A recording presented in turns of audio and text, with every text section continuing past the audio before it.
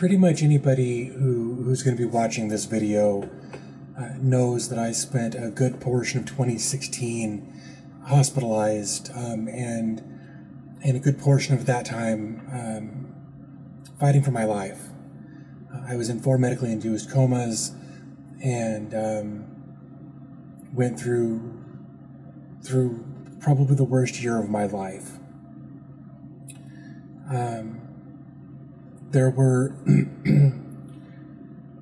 multiple nights that I was scared to go to sleep because I wasn't sure if I would wake up the next morning or at all, ever. There were times where I was genuinely afraid that I was going to die.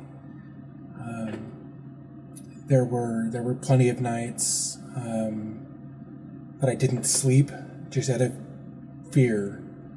And this is while I was in the hospital, both here in Colorado Springs as well as in Denver. And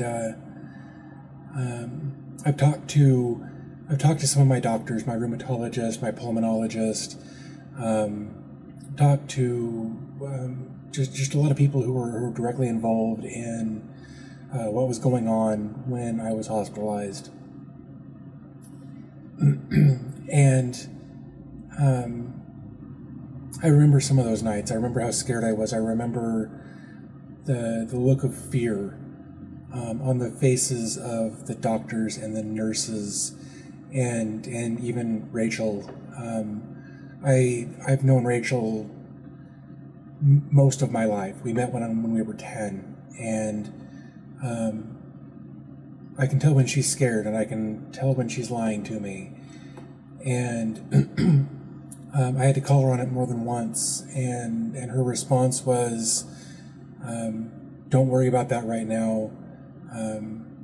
Just relax." And I was frustrated by that, but I knew that she was coming from the right place emotionally.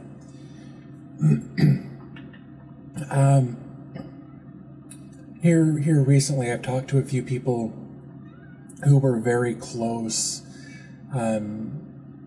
who are still very close to me, but who were very close to the situation when I was in the hospital and when I was going through everything I went through last year.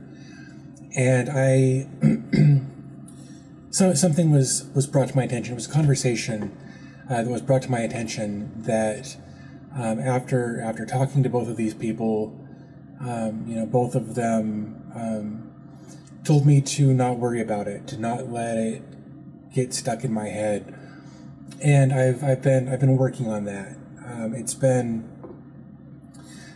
been a couple of weeks since this conversation, or these conversations, I guess, were had.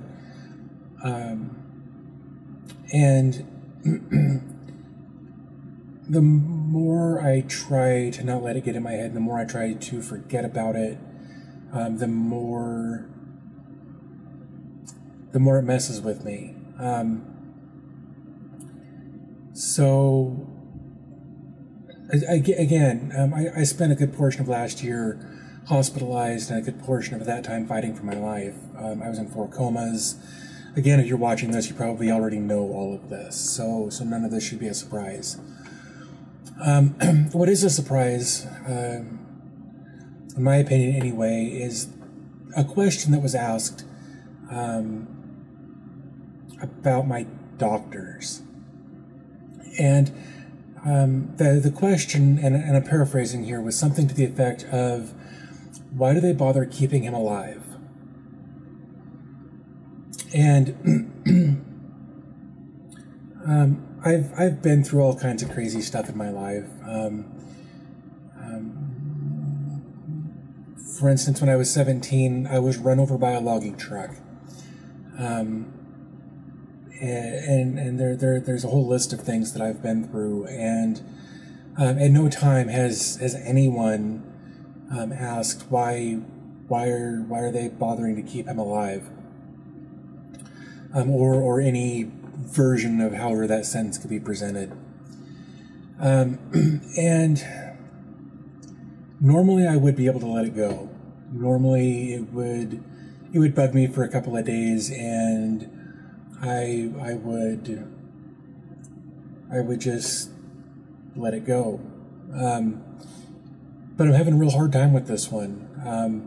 Not because of the question itself so much, but because of the person who asked it. According to both of the people I talked to, the person who asked the question, again, paraphrasing here, the person who asked the question, why are they still keeping him alive, was my mom. And that's not a question a mom should ever ask. That's not something that's just not something a mom should ever ask. That's a mom should, I guess, in an idyllic, perfect, utopian world, a mom would go to the ends of the earth to make sure that her child or children were kept alive. And they would ask questions like, what can we do? Not, why are we doing so much? And like I said, the more I think about that, the more I try not to think about that, the more I try to let it go,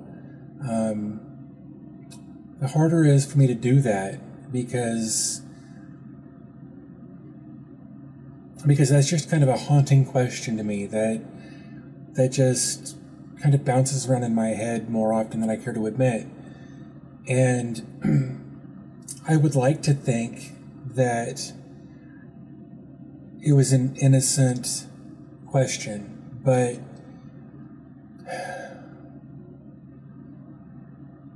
I don't know if it was. I honestly think it was somebody asking about somebody they've never met. Like, why do they bother? Like, what good is he going to be if he lives through this?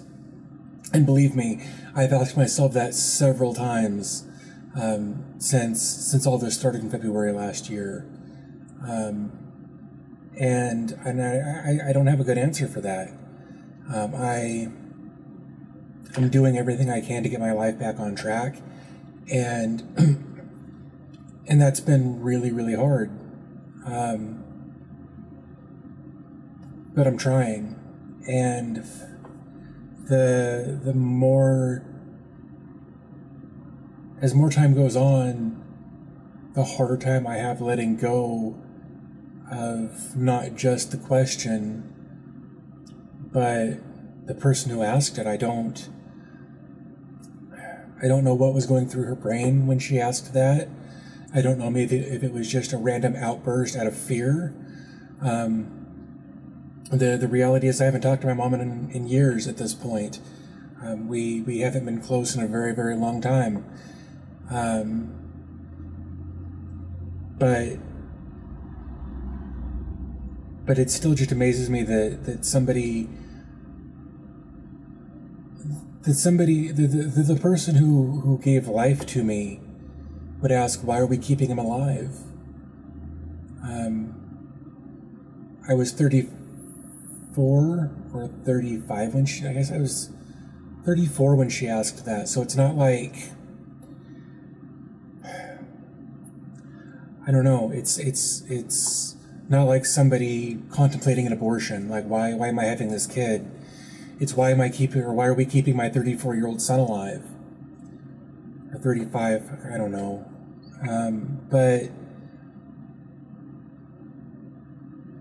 But it's been really eating at me, and I needed to get it out there. I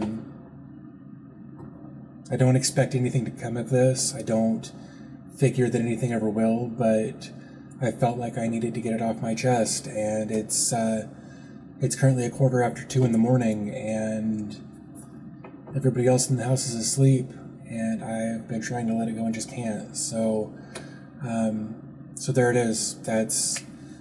That's my middle of the night existential question.